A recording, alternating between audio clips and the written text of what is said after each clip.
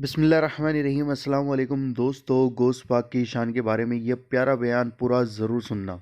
गौसे आज़म दरिया दजला के किनारे सफर फरमा रहे थे। खादिम साथ में था।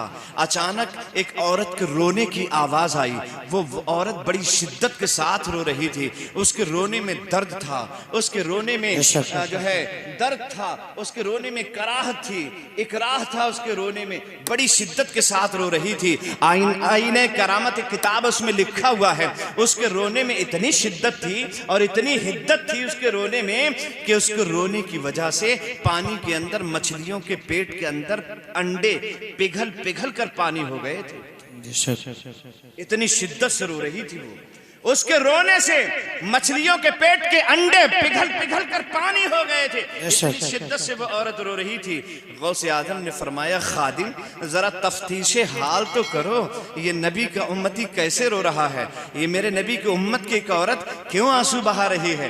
बगदाद की रहने वाली ये औरत किस लिए रो रही है? इसके रोने में इतना दर्द है, मेरा दिल तड़प गया है।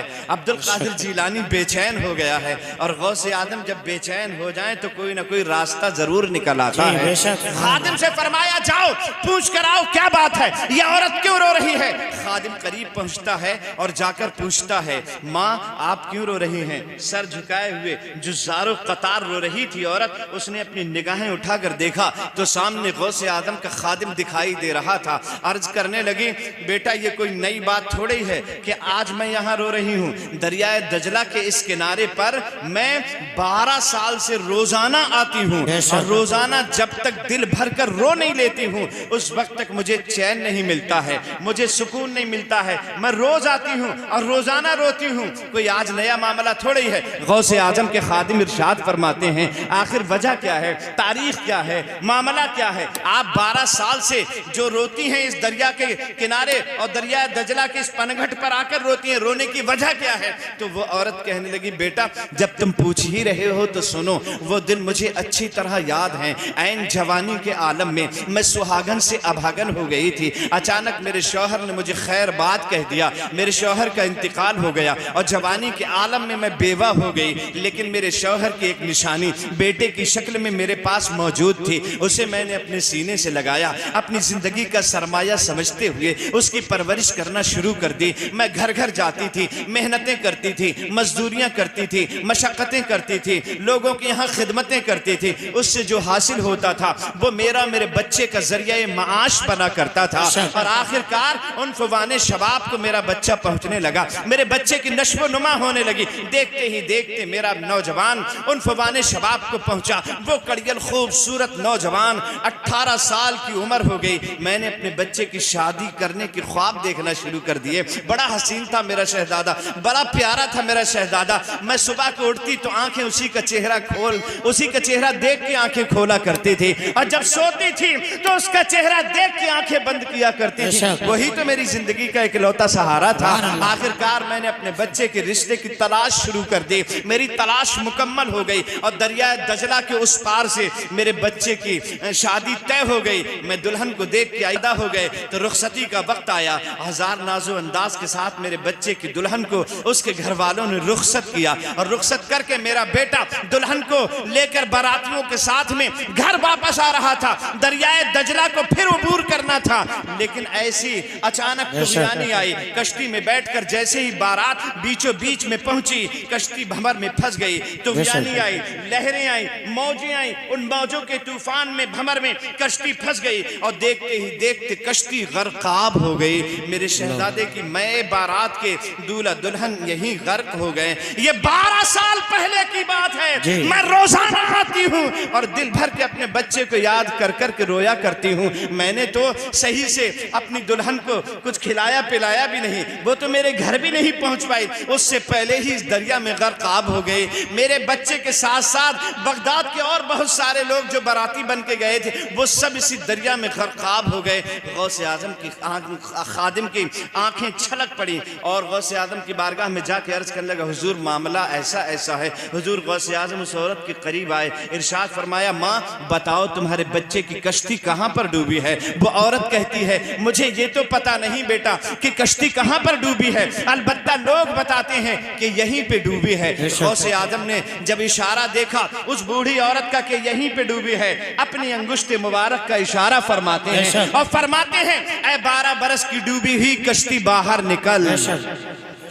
नारे तकबीर, नारे रिसालत, नारे गौस, मसलके आला हजरत, जश्ने गौसुल वरा, जश्ने गौसुल वरा, नारे तकबीर। 12 बरस की डूबी ही कश्ती बाहर निकल, लेकिन कश्ती बाहर नहीं निकलती है। दूसरी मर्तबा फिर इरशाद फरमाया, 12 बरस की डूबी ही कश्ती बाहर निकल, लेकिन दूसरी मर्तबा भी कश्ती बाहर नहीं निकलती है। फिर तीसरी मर्तबा आपने फरमाया, 12 बरस की डूबी ही कश्ती बाहर निकल।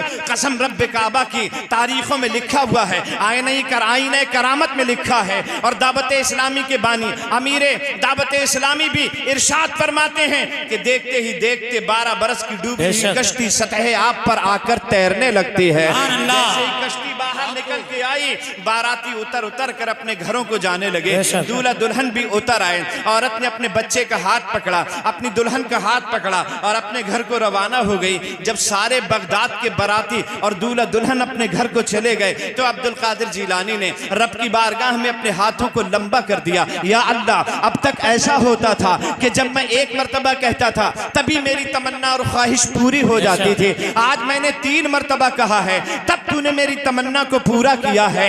आवाज आती है, ए अब्दुल कादिर जिलानी, अगर हम चाहते तो पूरी कायनात को एक लम्हे में पैदा कर सकते थे, लेकिन हमारा ये उसूल है, हमने पूरी कायनात को 6 दिन में बनाया है। जब तुमने पहली मर्तबा कहा था तो हम गोश्त इकट्ठा कर रहे थे, जो गोश्त दरिया के जानवर खा गए थे, दरिया की मछलियां खा गई थी। जब तक तुमने दूसरी मर्तबा कह दिया, हमने बारातियों को सजाया, दूल्हा दुल्हन को सजाया। जब तक तुमने तीसरी मर्तबा कह दिया और हमने कश्ती को बाहर निकाल दिया। नारे तकबीर, नारे रिसालत, नारे गौस, गौसे आजम की करामत, नारे तकबीर, नारे रिसालत।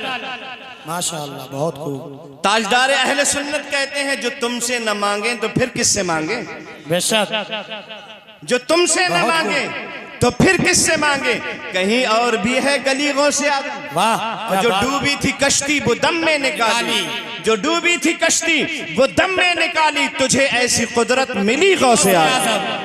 बहुत खूब, माशाअल्लाह। हमारे यहाँ जो भी है, जो भी बुजुर्ग है हमारे यहाँ लाजवाब है। बेशक, बहुत खूब। जो भी बुजुर्ग है वो लाजवाब है। जल्दी बोलो, लाजवाब, लाजवाब है। जवाब कहीं नहीं है। पूरी दुनिया वहाबियत के पास हमारे बुजुर्गों का जवाब नहीं है। बेशक। और बुजुर्ग तो बदमजहबों में होते ही कहाँ हैं? जल्दी बताओ, बुजुर्ग जो होते हैं वो तो सुन्नियों में ही होते हैं, पाए जाते हैं। बेशक, TTS में बुजुर्ग होते हैं और कहीं तुम्हें नहीं मिलेंगे। किसी के बुजुर्गों की कब्रों में इतने बड़े बड़े छेद हैं जिसमें से सांप निकलते और जाते हैं, जाते और आते। हाँ, जाके देखिए मौलवी अशरफ अली थानवी की कब्र, सांप निकलता है, घुसता है, निकलता है, घुसता है। सांप के रहने की जगह है। और देखो इमाम अहमद रजा, बेशक, बहुत खूब, क्या बात है नहीं? क्या शान है आला हजरत की। बेशक। बोलो, पीछे दुश्मन पड़े थे पड़े रह गए जी, पीछे दुश्मन पड़े थे पड़े रह गए, फिर भी झंडे रजा के गड़े रह गए। बहुत खूब। पीछे दुश्मन पड़े थे पड़े रह गए, फिर भी झंडे रजा के गड़े रह गए। छोटा करने की लोगों ने की कोशिशें, आला हजरत बड़े थे बड़े रह गए।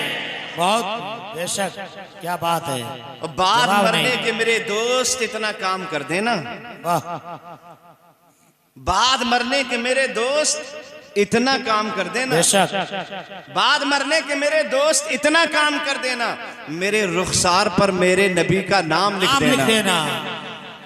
बाद मरने के मेरे दोस्त इतना काम कर देना, मेरे रुखसार पर मेरे नबी का नाम लिख देना और भगाना हो अगर नजदी वहाबी देवबंदी को तो दरवाजे पे बस अहमद रजा का नाम लिख देना। नारे तकबीर, नारे रिसालत, इश्क मोहब्बत, नारे तकबीर, नारे रिसालत। बहुत खूब, माशाअल्लाह। शान आला हजरत की बात है। आलम कुफ्र को इस्लाम से डर लगता है, आलम कुफ्र को इस्लाम से डर लगता है, यानी कुरान के पैगाम से डर लगता है। आलम कुफ्र को इस्लाम से डर लगता है, यानी कुरान के पैगाम से डर लगता है। ऐ बरेली के रजा खान तेरा क्या कहना? क्या बात है, बहुत खूब, सुभान अल्लाह। आलम कुफ्र को इस्लाम से डर लगता है, यानी कुरान के पैगाम से डर लगता है। ए बरेली के रजा खान तेरा क्या कहना? नजदियों को तो तेरे नाम से डर लगता है। बेशक, सुभान अल्लाह, सुभान अल्लाह। बहुत हमारे यहाँ जो भी है वो लाजवाब है, कोई जवाब ही नहीं। अच्छा, लाजवाब क्यों बनता है आदमी? हमारा मामला ये है, सुबह उठते ही हमको साइकिल का हैंडल दिखाई देता है, हाँ, या मोटरसाइकिल की किक दिखाई देती है। मारा किक, पहुंच गया बरेली, समझे? सुबह से शाम तक काम किया और शाम को आए अपने घर, जम के गोश्त उड़ाया, पांव फैलाया, चादर ओढ़ के सो गए। सुबह उठे, फिर सुबह होती है, शाम होती है, जिंदगी यूं तमाम होती है। बहुत खूब, ये हमारा हाल है ना जी। सुबह होती है, शाम होती है, जिंदगी तमाम होती है, यूं तमाम होती है। लेकिन औलिया अल्लाह का मामला ये नहीं, औलिया अल्लाह का मामला ये है, जहां से जैसे जिस तरह जब इस्लाम पे हमला होता है तो ये औलिया अल्लाह ही उसका जवाब देते हैं। बेशक, सुभान अल्लाह। इसलिए इनके रुतबे बड़े होते हैं जी। इस्लाम पर होने वाले हर एतराज का जवाब ये देते हैं, इसलिए इनके रुतबे बड़े होते हैं।